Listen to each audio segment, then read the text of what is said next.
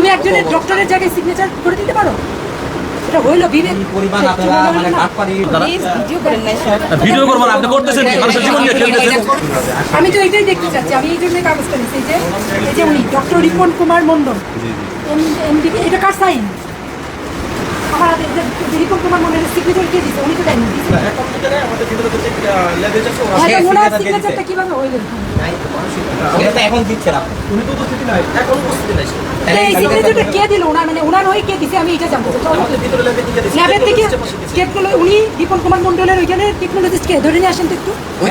ওই বেটাই রিপন কুমার মন্ডল কে? হ্যাঁ, রিপন কুমার মন্ডল। না ওই টেকনোলজিস্ট নিয়ে আসেন, ওই দিচ্ছে সিগনেচার।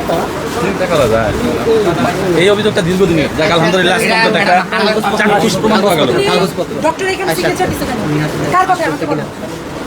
কার কথাই তুমি ডক্টর আগে বলো, তুমি নির্ভয় বলো, কার কথাই তুমি ডক্টর এখানে সিগনেচার দিছো? বলো ম্যাডাম, আমারটা শুধু আমি দিচ্ছি। তুমি এটাও তো দিছো, আমাকে বলছি। তুমি কার কথা দিছো? ওইদিকে টাকা লাভ নেই, বলো কার কথা তো নাই। ও বললো তো ও দিছে, বলো তুমি। তুমি একজনের ডক্টরের জায়গায় সিগনেচার করে দিতে পারো? এটা হইলো বিবেক পরিমাণ আপনারা মানে কাটপারি মানে চরম সীমায় চলে গেছে। ডাক্তারের খাইলেও মারতেছে না, এই ডাক্তার জানেই না মনে হয়। এই জায়গা খালি করেন, দ্রুত খালি করেন। এটা কেন দেন? এই আপা, এটা কি কারণে দেন আপনারা? প্লিজ ভিডিও করেন না। ভিডিও করবেন আপনি করতেছেন কি মানুষের জীবন নিয়ে খেলতেছেন। আপনারা ভিডিও করবেন মানে কি? আপনি মানুষের জীবন নিয়ে খেলতেছেন। ছবি রাখেন। আপনারা ওনার ভিডিও করতেছেন কেন? ওনাকে প্রত্যেকে স্যান্ডেলটা খুলে একটা করে বাড়ি দেন না কেন? উনি এমন কাজ করতেছে যে জুতাতে বাইরে এলেও কিন্তু এটা শোধ হবে না। আর এই ধরনের এই যে ক্লিনিক গুলা দালাল দিয়ে ভরা, বিভিন্ন ভাবে দালাল দিয়ে গ্রামগঞ্জের থেকে লোকগুলো আসে, সেই দালালটা তাদেরকে ধরে সব ক্লিনিকে নিয়ে যায়। নিয়ে যাওয়ার পরে ৪,০০০, ৫,০০০, ৬,০০০ টাকা বিল করে ভাই। প্রত্যেকটা ক্লিনিক মানে ভুয়া রিপোর্ট করে। একেবারে বাংলাদেশের ৮০% ক্লিনিকই আছে ভুয়া রিপোর্ট করে। এদের রিপোর্টের কোনো মূল্য নাই। কিন্তু এরা ৩,০০০, ৪,০০০, ৫,০০০ টাকা একেকটা ব্যক্তির কাছ থেকে এরা হাতায় নেয় এবং তার অর্ধেক ভাগ পায় দালালে।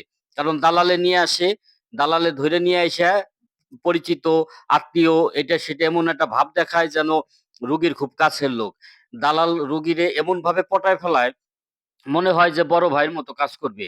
যখন এইসব ক্লিনিকে আনে, ভুয়া ডাক্তার দেখায়, লাইসেন্সবিহীন ডাক্তার দেখায় এবং এইসব ভুয়া এই রিপোর্ট গুলো করায় মানুষের কাছ থেকে টাকা নেয়।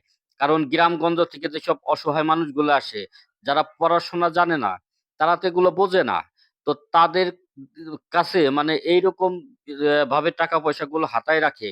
এই কারণে আমি বলবো স্বাস্থ্যমন্ত্রীর আওতাধীন পরে এটা, স্বাস্থ্যমন্ত্রী যাতে দ্রুত বাংলাদেশের সমস্ত ক্লিনিকের ব্যবস্থা নেয়, যাতে কোনো ক্লিনিক মানে ভুয়া ট্রিটমেন্ট না দিতে পারে, ভুয়া কোনো রিপোর্ট না দিতে পারে এবং কোনো ভুয়া ডাক্তার যাতে ওখানে না বসে। এটাই আমার চাওয়া।